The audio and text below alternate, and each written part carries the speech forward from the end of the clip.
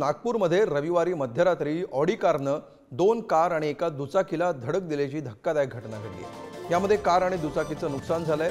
कारमधले प्रवासी किरकोळ जखमी झाले। ही ऑडी कार भाजप प्रदेशाध्यक्ष चंद्रशेखर बावनकुळेंच्या कुटुंबियांशी संबंधित असल्याची माहिती मिळते। तर यावरून सुषमा अंधारे यांनी निशाणा साधलाय। आश्चर्य आहे की आरटीओनं गाडीचा नंबर न नोंदवता ही गाडी सोडून दिली। चंद्रशेखर बावनकुळेंसाठी कायदा वेगळा आहे का असा सवाल अंधारेंनी केला। काल नागपूरच्या रामदासपेठ भागामध्ये रात्रीच्या 12:30 वाजता पांढऱ्या रंगाच्या ऑडीने 3 ते 4 गाड्यांना धडकवलं। ज्या गाड्यांना ठोकलं त्या गाड्यांमध्ये असणारे लोक आणि इतर नागरिकांनी एकत्रित येऊन या ऑडीमधल्या दोघांना खाली उतरत भरपूर चोप दिला। साहजिक आहे, बावनकुळे साहेबांचा मुलगा गाडीत आहे म्हटल्यावर कोण एवढी मोठी रिस्क उचलून कामगिरी करणार आहे बरं? होय, मी थेट चंद्रशेखर बावनकुळे यांचा मुलगा संकेत बावनकुळे यांचं नाव घेते।